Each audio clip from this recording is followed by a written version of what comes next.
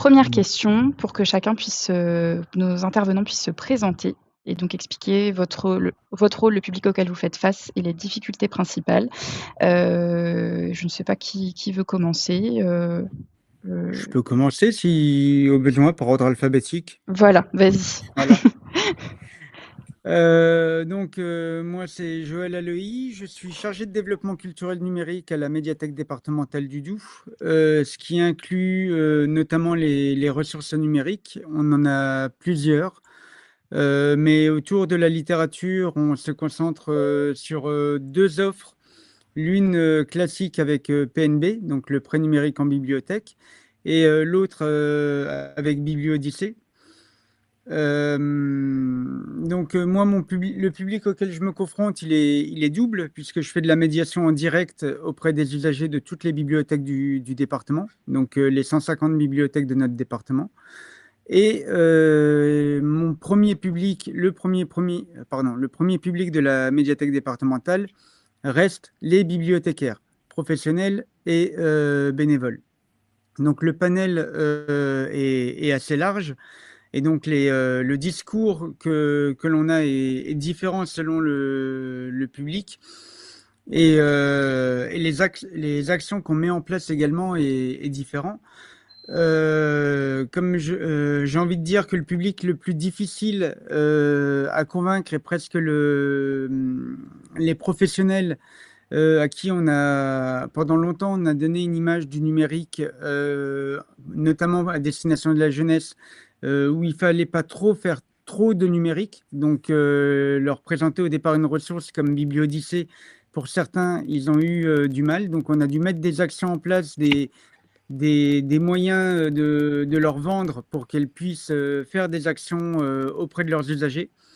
Et avec les parents, ça a été beaucoup des actions de médiation en direct, soit lors de la présentation de nos ressources numériques de manière collégiale, soit de manière plus individuelle, notamment quand c'était avec des parents d'enfants en situation de handicap visuel ou qui présentaient différents 10. Très bien. Merci pour cette entrée en matière. Je pense qu'on reviendra plus précisément justement Oui, sur les actions qui ont été menées. Walid, peut-être que tu veux prendre la parole Oui, pour présenter également justement ton rôle et les publics auxquels tu es confronté. très bien. Donc, du coup, vous m'entendez tous. Donc, je me présente, Walid Gadacha. Donc, je suis ici professeur de lettres, histoire, géographie au lycée François Arago. Donc, je vous présente un petit peu mon lycée. C'est un lycée polyvalent. Et moi, j'enseigne au lycée professionnel. Donc, ici, on est confronté quotidiennement à des élèves à des élèves au profil très varié. On a des élèves majoritairement lecteurs fragiles, hein, élèves allophones, des élèves 10. On a des jeunes qui sont en difficulté aussi de concentration et puis qui expriment toujours un découragement en ce qui concerne l'écrit, l'oral et la lecture. D'ailleurs, beaucoup de nos élèves se déclarent non lecteur. Voilà, il déclare n'avoir jamais lu un seul livre et puis que voilà, le livre, il faut oublier. Il se considère pas du tout lecteur. Et donc, c'est dans ce contexte que justement le numérique nous a offert en fait une opportunité de faire entrer les gamins dans la lecture, mais on rentrera tout à l'heure peut-être plus en détail lorsque on en parlera, on abordera ce sujet. Donc voilà. Je vous dirai qu'est-ce qui nous a charmé justement dans l'application Sondo. Super. Et Merci. je rejoins aussi Joël dans le fait aussi que c'est vrai que là, on est plutôt traditionnellement, lorsqu'on discute avec les collègues, la lecture et le numérique font pas bon ménage. C'est un peu le problème auquel on est confronté parfois. Très bien. Bon, on reviendra là-dessus. Et Marie-Michel, je laisse compléter ce petit tour de Donc, présentation. je suis conseillère en innovation pédagogique au primaire de l'école Lucien Guilbeault. Toute ma carrière, j'ai travaillé avec des élèves en troubles d'apprentissage. Donc, je recherche depuis longtemps une application comme Sondo pour nos élèves qui sont littéralement non lecteurs, qui savent pas lire. À mon école, on accueille des élèves multi-10 de 7 à 21 ans. Puis moi, je chapeaute les élèves, les enseignants au primaire. Donc, j'ai intégré tranquillement Sando à travers les classes. On manque de temps les enseignants manquent de temps pour aller C'est clair. explorer les livres. C'est une des difficultés qu'on trouve. Puis pour les exploiter à long terme, ils montent son dos, ils montent la plateforme aux élèves, mais ensuite, ils laissent en lecture libre pour les élèves, mais ils continuent pas à l'exploiter au cours de l'année alors qu'il y a plein de choses à faire. Donc, c'est ça à quoi je me confronte en ce moment. OK, très bien. Merci à tous déjà pour cette première entrée en matière. Je pense que peut-être que l'une des premières questions justement, c'est dans les pistes. Peut-être vous avez tous parlé de l'aspect où vous êtes à la fois en lien avec des élèves ou des lecteurs, des adhérents côté bibliothèque, et aussi à côté professionnel, et que justement parfois c'est là où ça peut coincer. Justement, c'est lors de quelles instances est-ce que vous êtes amenés à communiquer avec des collègues, avec les enseignants, les bibliothécaires, et qu'est-ce qui marche bien pour le coup lorsqu'il s'agit d'aller présenter des choses à des collègues, à des professionnels? Alors, je peux commencer. Nous, généralement, les ressources, on les présente une fois par an à toutes les bibliothèques en faisant un peu comme là une visio où on rebalaye un peu toutes les ressources que l'on propose.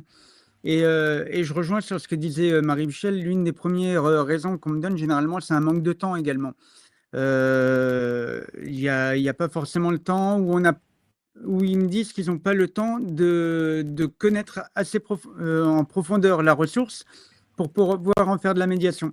Donc, ce qu'on a développé depuis 2 ans, c'est des actions en direct auprès des usagers des bibliothèques de notre réseau pour pouvoir justement répondre à cette demande-là, de leur dire, vous voyez, c'est possible de faire, et soit de la médiation, comme je disais tout à l'heure, une par une, où on explique comment fonctionne la ressource, ou des actions de médiation comme le détournement d'une heure du compte, où on va prendre un livre, un album de Biblio-Odyssée ou un roman jeunesse, et on va l'utiliser comme un outil en le projetant avec un vidéoprojecteur pour pouvoir en faire une lecture avec les enfants. Et du coup, ça permet aux bibliothécaires de s'approprier différemment la ressource et de se dire, tiens, j'avais pas pensé à ça comme ça, et je vais l'utiliser différemment. Et c'est en rentrant par ce prisme-là que on arrive à faire que les gens, du moins les professionnels, s'intéressent à la ressource, voient la ressource, parce que quand on en parle, lui, il trouve ça fantastique, mais c'est vrai qu'il y a un manque de temps pour le découvrir, et du coup, ça permet d'ouvrir une nouvelle porte. D'accord. Donc finalement, ce qui marche quelque part pour toucher les professionnels, c'est de préparer les présentations, aux usagers, et en les impliquant dans cette présentation aux usagers, de les faire se rendre compte de ce qui est possible avec cette ressource ou avec une autre ressource. Donc Oui, c'est un petit totalement. peu ça. OK, super. Est-ce que vous avez d'autres tactiques à nous partager, Walid, Marie-Michel? Bien, moi, par exemple, je suis référent numérique donc dans mon établissement je partage cette tâche avec un collègue qui s'appelle David. Et donc, nous, du coup, chaque année, il y a un événement qu'on ne loupe pas, c'est le salon Educatech. Et c'est à cette occasion que, du coup, on a découvert en fait l'application Sondo lors de ce salon il y a maintenant 2 ans. Et donc, nous, tout de suite, on a été séduits, si vous voulez, par la dimension inclusive en fait de cette application. Et donc du coup, à partir de ce moment-là, donc nous on a décidé en fait de commander cette ressource pour ensuite le mettre sur notre médiacentre. Et du coup, cette ressource, elle devient disponible pour l'ensemble des collègues du lycée, mais également pour l'ensemble des lycéens. Donc dans un premier temps, donc c'est vrai que c'est pareil. Donc on met en place on commande une application, mais s'il n'y a pas de communication, en fait la ressource ne va pas être utilisée. Donc c'est vrai que dans un premier temps, elle n'a pas été très utilisée. Et ensuite, nous, on met aussi en place un magazine en fait qui s'appelle l'Arago numérique. Et dans ce magazine, on présente à chaque fois chaque ressource qu'on a commandée. Donc voilà, donc avec des fiches pratiques, comment l'utiliser. Donc voilà, donc ça, c'était, si vous voulez, c'est un point d'entrée. Mais du coup, ça n'a pas été suffisant. Et l'année dernière, donc du coup, on a revu Estelle lors du salon Educatech. Et cette fois-ci, on a décidé de faire manipuler cette ressource en organisant une journée de formation pour les enseignants. Donc du coup, on a consacré 2 heures de formation. On a invité tous les collègues de lettres, du lycée général, du lycée technologique, du lycée professionnel. Et donc du coup, lors de cette formation, Estelle, en fait, elle nous a fait une présentation complète et détaillée en fait de l'application. Et ensuite, elle nous a fait également manipuler cette appli. Et en ce qui me concerne, moi, j'ai tout de suite aimé personnellement l'aspect défi lecture. Voilà, ça, c'était vraiment lors de cette formation, c'est l'aspect en fait qui a retenu mon attention. Voilà, parce qu'en fait, l'aspect ou le principe du défi lecture, il est assez simple. Les élèves, ils doivent lire au moins 10 minutes par jour. Et lorsqu'ils ont atteint leur objectif, les flammes de suivi deviennent jaunes. Et en fait, tout de suite, j'ai été séduit par, si vous voulez, le côté tableau de bord, où on peut suivre la progression de nos élèves, la progression de lecture de nos élèves.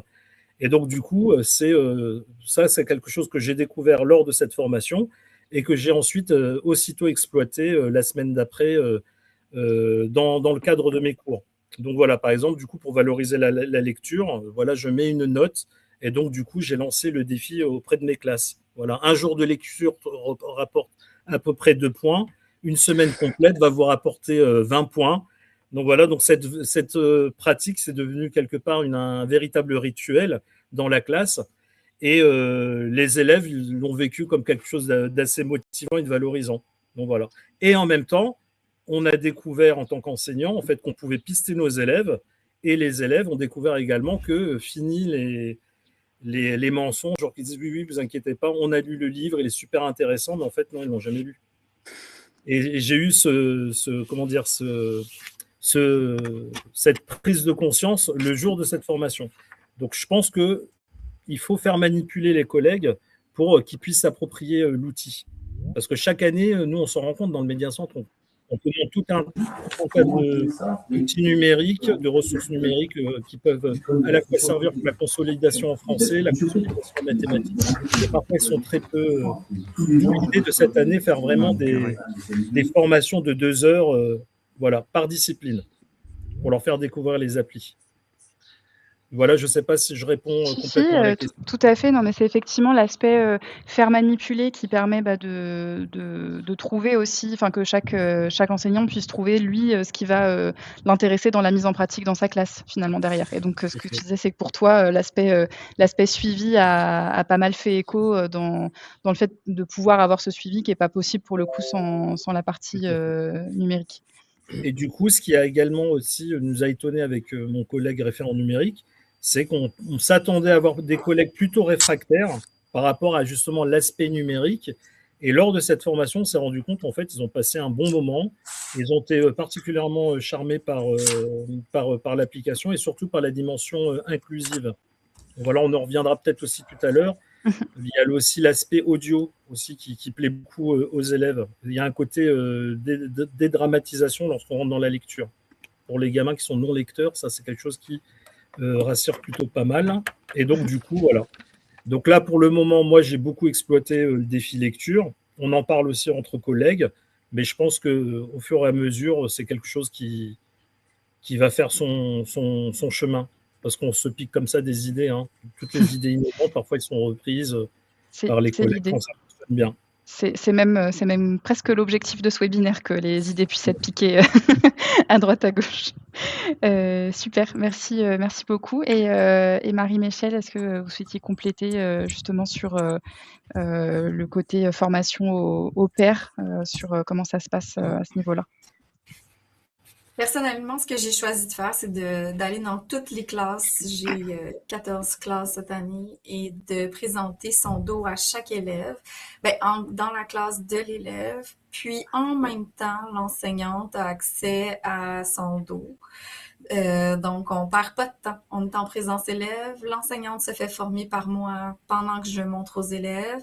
Puis, je fais exprès pour choisir des livres qui pourraient les intéresser en tant qu'enseignante pour pouvoir travailler la pédagogie, la compréhension, tout ça pour présenter aux élèves.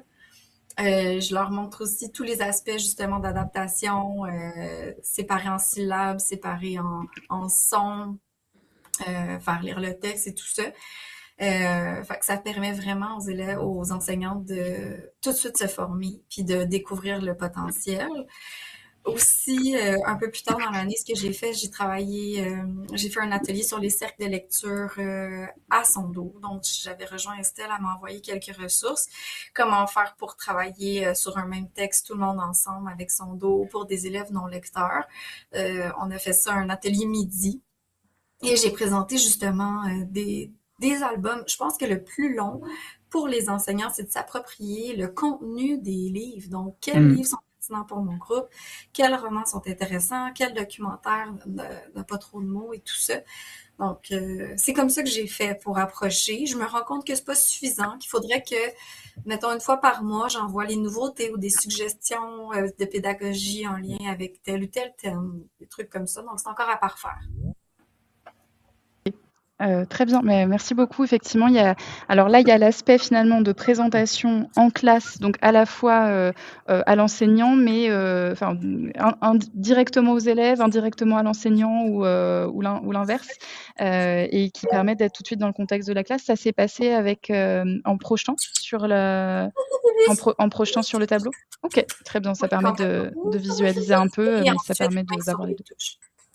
Ok, oui, super. Je peux ajouter autre chose, Estelle. Oui, bien sûr. C'est-à-dire aussi, ce qui nous a, nous, très intéressés lors de la découverte de son dos, c'est qu'on a découvert qu'il y avait aussi des ouvrages qui doivent être étudiés pour le bac, qui sont disponibles dans la bibliothèque. Donc ça aussi, c'est un élément d'accroche, si vous voulez.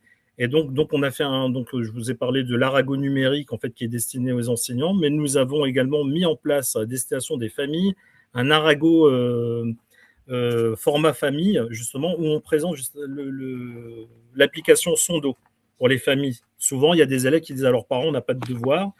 Et donc, du coup, en fait, dans Sondo, voilà, les parents, ils peuvent prendre au mot les élèves et les mettre au travail en leur disant, tu peux lire à la maison. Et donc, du coup, l'écran, là, il peut être utile pour la dimension lecture. Donc, voilà. Donc là, par exemple, je donne un exemple concret. Là, on termine l'année pour l'année de première. Donc là, j'ai demandé à mes élèves tout de suite de prendre de l'avance et de commencer à lire l'œuvre intégrale qu'on doit étudier en français l'an prochain en classe de terminale. Donc, c'est le livre de Leila Slimani, Le parfum des fleurs la nuit.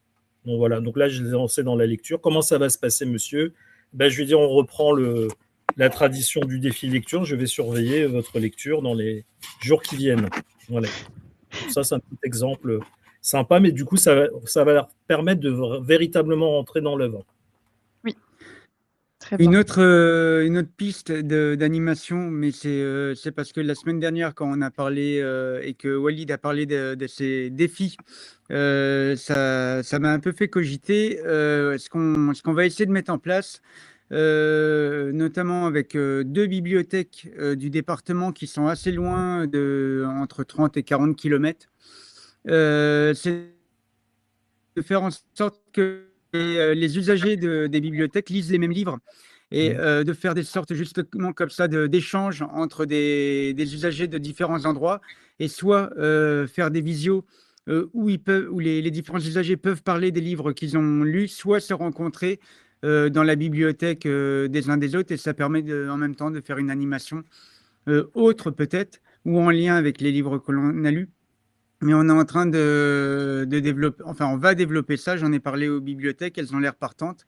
Donc, je pense que ça va être mis prochainement en place. Super. Donc, c'est amusant parce que finalement, là, on se retrouve sur les 3 éléments que vous avez partagés à parler de l'importance du catalogue finalement, enfin en tout cas des livres disponibles et là, c'est vrai qu'on est là pour parler de l'usage du numérique et de la lecture et nous, c'est vrai que dans notre communication aussi, on se rend compte que parfois ça fait du bien de parler des livres qui sont disponibles, avant même de parler des outils, qui sont disponibles dessus et des modalités d'accès et que l'entrée des titres, finalement, elle fait du bien aussi et elle Totalement. permet de se recentrer sur l'aspect important qui est celui de la lecture et pas nécessairement du numérique. Peut-être est-ce que là-dessus vous avez cette opposition qui est faite entre le numérique et la lecture? Est-ce que c'est des choses qu'on vous oppose dans votre démarche avec les différentes ressources? Est-ce que vous essayez de le présenter d'une certaine façon, auprès des publics auxquels vous faites face? Alors, oui, dans les bibliothèques, généralement, le livre numérique, est vu comme le diable, hein, au départ. On va pas se mentir et l'un des moyens de faire rentrer ou de faire comprendre l'importance du livre numérique, que ce soit par PNB ou pour, BiblioOdyssée, c'est de dire que c'est un accès pour l'usager, illimité pour BiblioOdyssée ou alors directement depuis chez lui. Et ça ne veut pas dire surtout que l'usage du numérique fait que la personne ne viendra plus à la bibliothèque. Les deux ne sont pas antinomiques. Et il va falloir de toute manière une médiation pour expliquer comment on télécharge les livres, comment on accède au catalogue, ou comment on accède à la plateforme et qu'est-ce que l'on va trouver sur la plateforme. Donc c'est vraiment cette crainte-là qu'on a au départ et le catalogue en lui-même est un atout important. Mais le fait de pouvoir après expliquer que voilà, ça va permettre à l'usager d'accéder directement à des livres que l'on n'a pas forcément à la bibliothèque. Pour le bibliothécaire également, de réfléchir à sa politique documentaire autrement, c'est-à-dire la manière dont il va acheter ses livres. Puisque nous, on propose un certain nombre de titres sur lesquels ils peuvent se reposer et eux, ils peuvent acheter d'autres choses à côté. Voilà, c'est tout ce genre de petites choses qui permet de faire descendre un peu les barrières des professionnels. Super, Ben, de merci. mon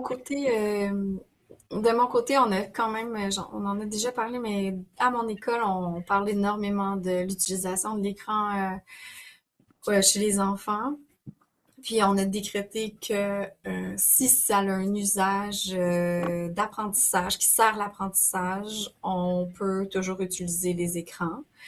Chez les familles, justement, ils ont accès à des livres en direct de leur maison plutôt que d'aller à la bibliothèque. Des fois, c'est exigeant pour certains parents d'aller à la bibliothèque. Donc là, ils ont vraiment accès à une bibliothèque riche, axée sur les besoins de l'enfant. Donc, eux aussi, ils apprécient l'aspect écran. Tu sais, ça apporte ça aussi. Tu peux l'avoir partout, n'importe quand. Totalement. Donc, c'est vraiment, nous, on aime beaucoup ça. Puis, le fait que nos élèves ne savent pas lire, ils avaient vraiment capoté. Ils n'aimaient plus le livre en soi.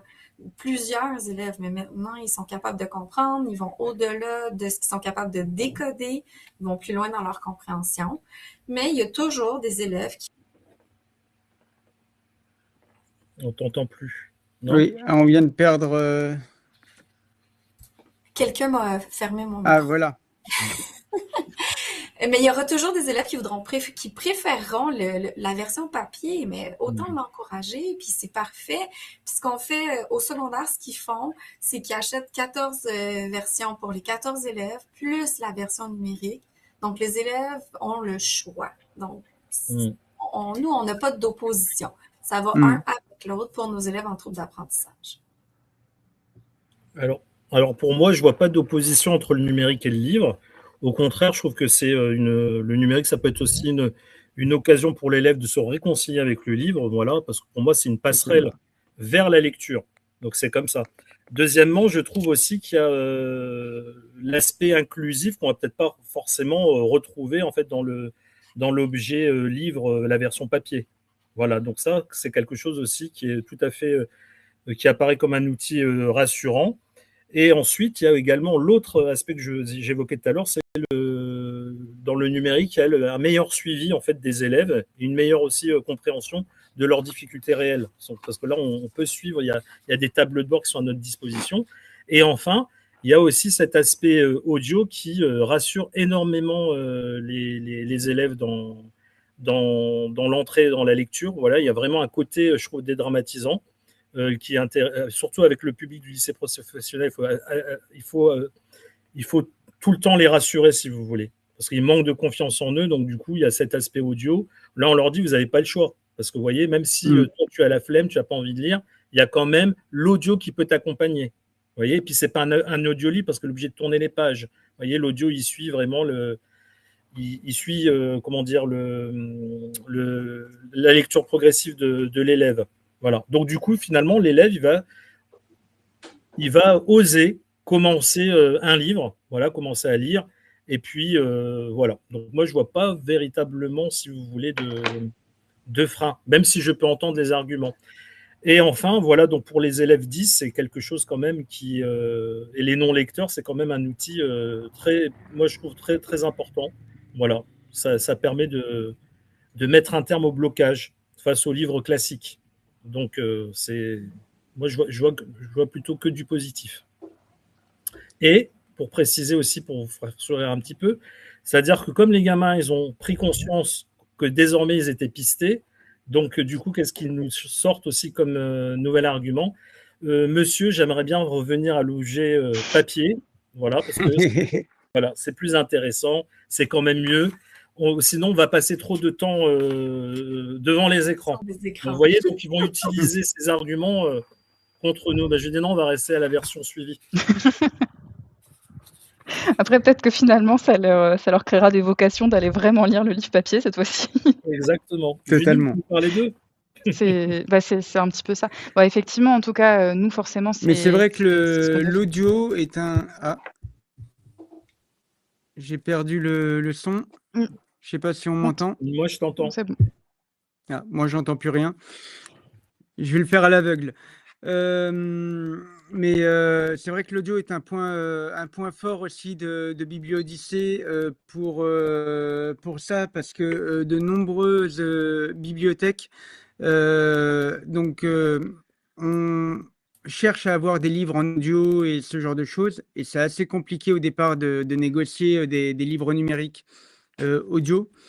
Et ça permet d'être une porte d'entrée aussi bien pour les enfants, donc des enfants qui sont en décrochage avec la lecture, mais même pour des adultes. Et ça, c'est assez chouette de pouvoir proposer les deux sur la même plateforme. Je me déconnecte et je reviens. Et pour nous aussi, qui sommes, tout à l'heure, on parlait des différents publics. Nous, c'est un public plutôt urbain. Ils prennent les transports en commun. Donc, je dis aux élèves, rien ne vous empêche, prenez un train, le temps d'un trajet, de lire quelques pages et d'être peut-être accompagné de l'audio. Voyez. Et donc, du coup, je pense que ça fonctionne aussi pendant les trajets. Nous, on a beaucoup d'élèves qui prennent les transports en commun. Donc, voilà. C'est des temps aussi des temps qui peuvent être consacrés à la lecture. Et j'ai oublié de vous dire également que dans notre établissement, nous avons aussi un internat. Et je sais que j'avais une collègue justement qui a essayé de mettre en place des rituels de lecture, c'est-à-dire qu'avant de passer à table, ils avaient toujours un temps calme, je crois de 15 à 20 minutes, elle a essayé de mettre en place justement des temps de lecture, donc à partir de livres, donc cette fois-ci objet papier. Et donc là, du coup, on va proposer certainement aussi une formation à destination des surveillants de notre établissement pour qu'ils puissent peut-être aussi utiliser son dos et de le proposer aussi comme une activité de temps calme au moment du soir, vous savez, avant le dîner. Donc voilà, comme ça pour essayer de rentrer ça comme une forme de rituel. Ça permet la remise au calme un petit peu. La remise à calme, tout à fait. Super. Est-ce que, Marie-Michel, dans l'établissement, il y a aussi des pratiques justement, alors parce que ça fait c'est un moment différent ce que tu décrivais Walid, mais c'est un peu comme le principe du quart d'heure de lecture. Oui. Est-ce que ces moments justement de lecture en autonomie, collectif, enfin voilà, en autonomie mais collectif, ils ont aussi lieu, Lucien Guilbault? Oui, ils sont obligatoires au retour du dîner, donc au retour du déjeuner pour vous, donc de 12h45 à 13h, ils doivent lire absolument. Puis les élèves ont le choix entre la tablette électronique et les livres. Donc c'est vraiment parfait parce que ils savent quel outil utiliser pour le développement de la lecture pour la lecture libre. Donc c'est D'accord. vraiment Bah, ça permet justement de pouvoir passer facilement, en tout cas la notion du choix et c'est ce qu'on disait tout à l'heure sur, le côté, numérique et papier finalement, c'est pas forcément l'opposé. Après s'il y a une exigence Mmh. pédagogique parce qu'il faut avoir le suivi Walid, on peut avoir le support qui est Alors, proposé. il y a des bonnes surprises aussi, Estelle, parce que c'est vrai qu'il y a les gamins qui vont faire le service minimum, Mmh mh. parce il y a la carotte, c'est-à-dire il y a les points, il y a la note. Mais par contre, il y a d'agréables surprises, c'est-à-dire qu'il y a même des gamins qu'on ne soupçonnait pas être des lecteurs. Mmh. Ils demandent à des indicateurs, ils explosent en fait le quota. Il y en a, c'est 1 heure de lecture, voilà, plus d'1 heure de lecture par semaine. Il y a des gamins, ils en sont à 6 heures de lecture quand même. Et donc ça fait plaisir, ils en ont lu plusieurs. Ah bah, c'est Et là, cette année, on est vraiment parti, parce que j'ai démarré avec ma classe de première, comment dire, pour tester. En fait, on est parti sur de la lecture plaisir. J'ai dit vraiment, vous lisez votre livre et ensuite le retour. Pour ça, j'ai pas pu le faire, mais ils devaient faire un retour. Ça va nous faire préparer un exposé, c'est-à-dire présenter leur livre à la classe pour travailler ensuite l'oral. Sinon, on doit travailler toutes les facettes en français. mmh. Et donc, du coup, ça n'a pas pu se faire, mais du coup, ils avaient commencé à prendre des notes, vous voyez, Et à s'approprier la lecture finalement, la Mmh. pour en faire lecture. Et en quelque plus, chose. il y a des outils qui peuvent les aider pour Oui. savoir comment faire un compte rendu de lecture. OK. Super. Je voulais revenir aussi, je crois que Joël est revenu? Oui. Oui, oui, oui, je suis là. Super. Vous parliez de l'heure du conte qui avait été, Oui. détournée justement pour, utiliser un peu la ressource. Est-ce que vous pouvez nous expliquer un peu justement comment ça a été mis en place cette, animation-là qui sert, en bibliothèque? Ben, c'est, généralement les bibliothèques font une heure du compte, classique, c'est quelque chose que les lecteurs demandent beaucoup, et que les bibliothécaires aiment bien faire. Un bibliothécaire adore parler normalement. Du coup, ça permettait de mettre en avant des albums qu'elle ne possède pas et de proposer une version différente. L'avantage de projeter les images, c'est d'avoir quelque chose qui est plus grand, qui est plus attractif, qui est plus visuel pour les enfants. Avec BiblioDicée, c'est très simple puisque les livres étant en streaming, il y a juste à brancher un vidéoprojecteur.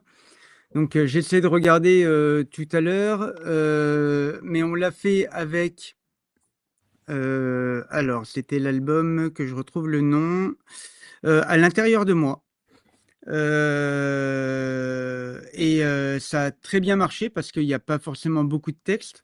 Donc ça permet de faire plusieurs lectures, une par la bibliothécaire et une en collectif par les enfants. Donc voilà, c'est très, très simple à mettre en place. Le bibliothécaire, les bibliothécaires se sont vite accaparés l'objet en soi. On refait des sessions de cette manière-là. Donc, et après, ça permet, avec les enfants également, de présenter la ressource sur tablette. J'ai une bibliothèque là, il y a une semaine, il y a même pas une semaine, ça devait être samedi dernier, qui a fait une projection numérique d'un livre, d'un roman jeunesse, d'une vingtaine de pages qu'elle a lu avec les usagers. Et après, elle a fait un temps de lecture sur tablette. Elle nous avait emprunté une dizaine de tablettes où toutes les tablettes étaient reliées à BiblioOdyssée pour que les jeunes puissent aller dessus et découvrir le catalogue. OK, très bien. Donc finalement, c'était un démarrage en collectif pour présenter la ressource et profiter, de la praticité du fait que ça puisse être projeté, et derrière, de justement inciter à de la lecture ensuite en autonomie, en poursuivant sur l'œuvre qui avait été démarrée. Donc Oui, et ce que vous me disiez, quand on préparait le webinaire, c'était aussi le côté collectif qui avait été apprécié, de profiter du moment d'être à la totalement. bibliothèque pour, faire quelque chose tous ensemble et ensuite pouvoir présenter la ressource pour que les personnes puissent poursuivre leur lecture, par ailleurs. Oui, Je pense que ce cas d'utilisation, il marche très bien en bibliothèque et je pense qu'il peut très bien marcher aussi, en école. Alors dans le secondaire peut-être moins, bien que parfois je crois que les élèves, même un peu plus grands, ils aiment bien qu'on leur lise des histoires aussi. Mais ça peut être quelque chose d'initié aussi, de l'utilisation, par un moment de lecture collectif finalement, en projetant, en classe, ou en bibliothèque. mm, Mais J effectivement, si Oui, je peux rebondir, bien Estelle, sûr. quand je travaillais comme enseignante au secondaire de l'école avec les multidis, j'utilisais son dos justement. Je projetais, je lisais avec les élèves. C'est moi qui lisais, même si on était au secondaire. Ensuite, ils pouvaient toujours se référer au roman ou à l'album pour aller faire leur travail. Donc, tu sais, des fois, quand on a juste une copie, puis qu'on projette, ben ensuite, les élèves, il faut qu'ils utilisent leur mémoire. C'est pas un mm, exercice de mémoire qu'on veut faire, là. Donc, oui. ça, vraiment, son dos, ça permet vraiment à l'élève d'aller en profondeur dans le livre une fois que nous, on l'a lu. Ensuite, ils peuvent y retourner, puis élaborer leurs réponses. Très bien, super. Bah, ça permet vraiment de rentrer dans la lecture finalement. Littéralement Complètement. de commencer ça et puis après de susciter la curiosité qui va donner envie de poursuivre. Ouais. Super. Alors je fais un petit appel à notre assistance, même si j'ai compris qu'il y avait des petits soucis d'audio pour certains. Je crois que c'était pas pour tout le monde, j'espère. Mais en tout cas, n'hésitez pas à préparer des questions éventuellement pour la suite, de ce webinaire. Donc je vous donne, le Il y a petit, une départ question, pour ça. Oui? il y a une question d'Héloïse. Ah, j'avais Pose pas la vu. question. Voilà, j'espère que ma question n'a pas déjà été posée. Une question sur le plan de la logistique du numérique. Avez-vous réussi à mettre en place en lycée professionnel la lecture sur Mobidis avec les ordinateurs région? Donc, pour répondre à cette question, nous, comment on a procédé? En fait, on a commandé l'application Sondo via le catalogue en fait, qui nous est proposé par la région. Donc, ça, on trouve ça sur nos ENT. Et ensuite, en fait, ça a été déployé sur le médiacentre. Donc, voilà. On y indique en fait le nombre d'élèves qu'on a dans l'établissement. Nous, on a plus de 1200 élèves. Donc voilà, ça peut être 1200 utilisateurs potentiels. Et puis voilà, du coup, les enseignants disposent de l'application et les élèves aussi. Et ensuite, nous, on a communiqué aux familles également pour leur dire que cette application très utile est à leur disposition. Mais ça Très bien. pourrait être aussi une idée de former les familles Mm, à utiliser l'appli. Et est-ce totalement. que, justement sur l'aspect famille, tout à l'heure vous aviez mentionné, je crois chacun que finalement les freins parfois venaient plus des professionnels que des familles. Est-ce que côté famille, il y a des échos justement sur, la pertinence des ressources, la question du numérique et puis peut-être aussi spécifiquement pour les élèves qui ont des troubles de l'apprentissage, est-ce qu'il y a des retours par rapport aux aides qui sont proposées? Alors, pour les personnes qui ont des troubles de l'apprentissage, c'est une ressource qui est plébiscitée, du moins chez nous, parce qu'il y en a pas beaucoup qui le proposent. Alors, ils ont la possibilité d'avoir des livres en OpenDist ou ce genre de choses, mais un outil aussi performant que BiblioOdyssée, il y en a pas beaucoup. Donc vraiment les familles quand on leur présente, elles sont ravies en fait de pouvoir avoir un outil qui va les aider pour leurs enfants et qui vient en complément de l'offre papier qui est en FALC, donc facile à lire et à comprendre. Donc ça là-dessus, c'est vraiment un gros point positif pour les familles. Et elles sont pas du tout dans une vision où on leur dit encore du numérique. Non, c'est vraiment du numérique, mais pour aller vers quelque chose de bénéfique. Si Super. je peux parler en tant que parent, moi, en tant que parent, j'apprécie énormément le fait d'avoir une bibliothèque sur un petit outil pour les vacances, mais j'ai aussi une enfant dyslexique qui, elle, va chercher des livres sur son dos. Il y en a pour tous les âges, tous les goûts. Euh, puis, elle change la police, elle grossit la Mm. police, donc Oui. elle peut vraiment lire. Puis quand elle est trop fatiguée, mais qu'elle veut continuer de lire, elle met l'audio. Donc, moi, quand j'interviens pas auprès des parents, mais en tant que parent, j'ai vraiment adoré cette façon-là de faire. Mm. Le fait de pouvoir passer de l'un à l'autre, c'est quelque chose qui revient de Oui. plus en plus, qu'on nous dit que finalement, il y a des élèves qui à un moment commencent avec l'audio et puis qui après passent sur du visuel et que voilà, ça facilite le fait de passer de l'un à l'autre et que on n'est pas captif d'un mode de lecture finalement et que c'est important, souvent. J'ajouterais aussi qu'il y a des orthophonistes. Je sais pas si vous les appelez comme ça, c'est les professionnels du langage, oui. Les orthophonistes Orthophoniste, oui, tout à fait. qui créent des bibliothèques pour les élèves pour la maison. Donc, des bibliothèques vraiment ciblées pour un élève. Puis les parents peuvent les utiliser pour aider l'élève à travailler la compréhension, le décodage et tout ça. Donc, Sondo permet vraiment d'envoyer des livres personnalisés aux élèves. Donc, ça, c'est très utile aussi. On revient sur la question de la sélection de titres, d'avoir une sélection qui soit pertinente par rapport Oui. aux intérêts et aux enjeux de certains élèves. Super. Et Walid, est-ce que tu as des échos côté parents de ton côté? Alors, moi, je répondais à une question toujours à ma collègue Héloïse. Donc, elle me demandait comment, en fait, c'était, est-ce qu'ils apportent leurs ordi? Donc, oui, dans un premier temps, ils apportent leurs ordinateurs, mais en fait, ils peuvent l'utiliser à la fois sur l'ordinateur région, qui est offert par la région, et ils peuvent également utiliser, au fait, sur un téléphone portable. Et donc, du coup, pour la prise en charge, première séance, obligatoirement, il faut que ça se passe en classe. Voilà, on peut réserver 1 à 2 heures de prise en main de l'outil par les élèves. Et ensuite, une fois qu'ils ont compris en fait le principe, ils peuvent travailler en autonomie. Donc voilà. Moi, j'ai des niveaux bac pro. Voilà. Mais en fait, justement, comme on a des petits lecteurs, donc en fait, on a également le catalogue collège. Voilà, parce qu'on a également des UPE2A dans des allophones. Donc du coup, on s'est dit peut-être qu'ils peuvent trouver peut-être des livres plus abordables dans le catalogue collège. Oui. Voilà, j'espère avoir répondu aux questions de ma collègue. Oui, il y a des questions qui t'ont été adressées directement qu'on n'a pas vues dans le chat collectif, je crois. Mais très bien. Effectivement, c'est vrai que sur l'aspect présentation au démarrage, je pense que ça, c'est quelque chose qui revient de manière générale, surtout dans le secondaire, à un moment, faire en sorte que les élèves se connectent une première fois pour voilà, commencer à manipuler aussi. Finalement, on disait pour les professionnels que c'était important de manipuler. C'est vrai aussi pour les élèves.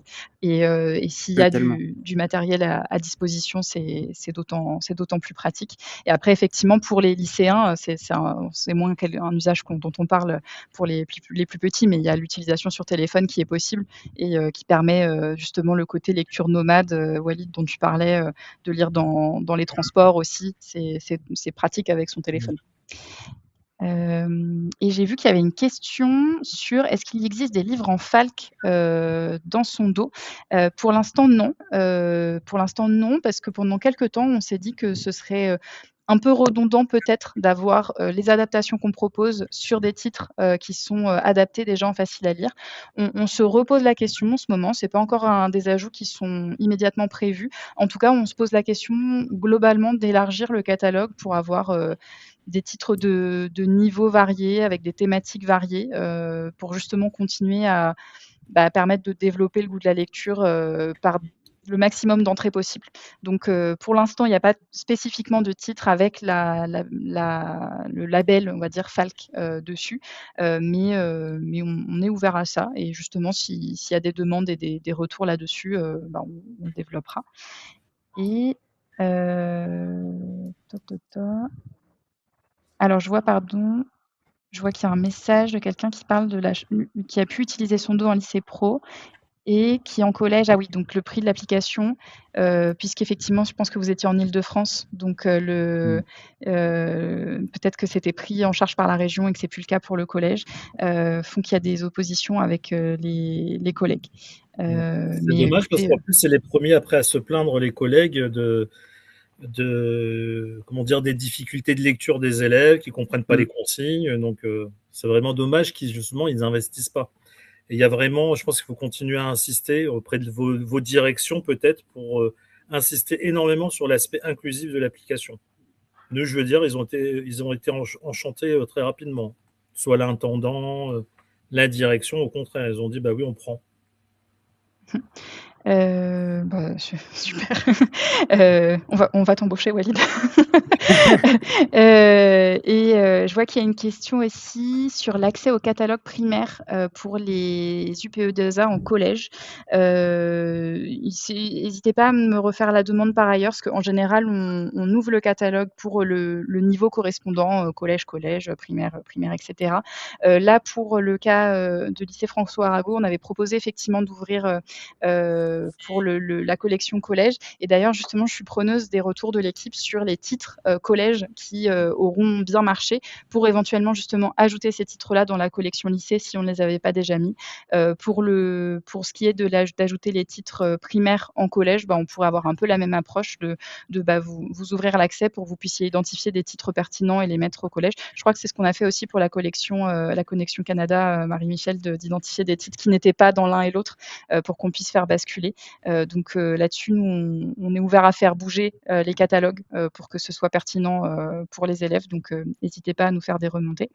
Et je vois donc effectivement Héloïse qui disait qu'elle a eu des difficultés cette année à mettre en place l'usage de son dos en lycée pro en tant que prof doc, mais je vais insister, très bien. Est-ce que justement, peut-être en lycée en particulier, Walid, il y aurait une recommandation parce que c'est aussi quelque chose que j'entends assez fréquemment, notamment de professeurs documentalistes, le fait de ne pas réussir à faire rentrer un petit peu dans les usages auprès des collègues.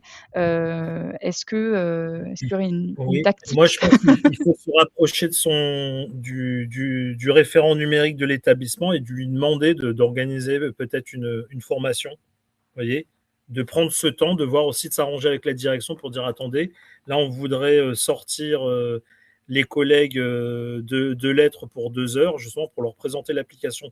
Mais on peut aussi présenter l'application aux professeurs de langue vivante également. Parce que je crois qu'il y a des ouvrages en anglais, ça peut également les intéresser. Donc, je pense qu'il faut prendre ce temps pour que les collègues puissent s'approprier vraiment l'outil et ensuite, voilà, par exemple, là, je viens d'écouter Marie-Michel, elle vient de me donner encore une nouvelle idée, on va leur donner des devoirs pour cet été. Voilà, la lecture de l'été avec la fiche de lecture à la rentrée. Ça peut être sympa pour démarrer. On a des établissements qui le font, qui proposent une sélection, effectivement, et il faut lire un livre de la sélection pendant l'été, par exemple. Et puis, ça peut inciter à faire des lectures pendant l'été, ce qui est bien aussi. Oui. J'aimerais peut-être, Walid, tu me donnes une idée, justement, peut-être qu'on pourrait donner ce devoir-là aux enseignants. De dire, au cours de l'année, on se donne un mois, chaque enseignant lit 1 ou 2 livres, puis on fait un retour collectif de lecture pour en apprendre davantage sur le catalogue. Oui, ça peut être pas mal. J'ai vu, il y a aussi des thématiques. EVARS, par exemple, cette année, ça a été un grand sujet, le sujet EVARS dans notre établissement. Et justement, avec David, nous, on leur a dit, attention, allez dans son dos, il y a également des ouvrages que vous pouvez peut-être présenter aux élèves qui sont à votre disposition. Voilà. Bon, cette fois-ci, une entrée littéraire. Donc, je trouvais que c'était super intéressant également. Super. C'est une bonne idée, Marie-Hélène, aussi, à voir ça avec les collègues. Mais oui, c'est vrai que parfois, sur la lecture, on se dit que lire, ça fait du bien aussi. Nous, le fait le quart d'heure de lecture, parfois, je crois que les enseignants le font aussi et que, et que ça peut faire du bien aussi pour la reprise au calme. Ça peut être bien pour tout le monde. Et effectivement, la sélection EVARS, on a eu pas mal de bons retours là-dessus. Nous, on s'est dit que on avait des titres qui abordaient des thématiques sensibles. Oui, EVARS, peut-être pour Marie-Michel, c'est un aspect du programme, c'est éducation à la vie affective et relations. Il me semble que c'est ça. Voilà, c'est sa relation. Et, Il y a sexuel à la fin, et je la crois. sexualité aussi pour Sexualité, l'aspect exactement. secondaire. Et donc, il y a différents axes qui sont abordés dedans, différentes problématiques. Ça peut aussi permettre d'aborder des questions de harcèlement scolaire, de santé mentale, tout un tas de choses. Et en fait, on a beaucoup de livres qui abordent certaines de ces thématiques. Et on s'est dit que ça pouvait être bien de les mettre en avant des enseignants pour peut-être avoir des pistes de s'il faut aborder telle ou telle thématique, ou s'il y a des élèves peut-être qui se questionnent sur certains aspects, d'avoir de la fiction finalement à proposer pour permettre d'aborder en douceur certains sujets qui parfois sont compliqués aussi. Mais on a eu des bons retours sur le fait de mettre ça en avant, donc on continuera à enrichir aussi cette partie. N'hésitez pas s'il y a d'autres questions. Mais sinon, je laisse la parole aux intervenants s'il y a peut-être une dernière chose, un dernier conseil que vous voudriez donner aux personnes qui cherchent à mettre en place des ressources numériques, en particulier sur la lecture. Voilà, est-ce qu'il y a un dernier conseil à proposer, ou quelque chose qui même a déjà été dit mais sur lequel vous souhaiteriez insister?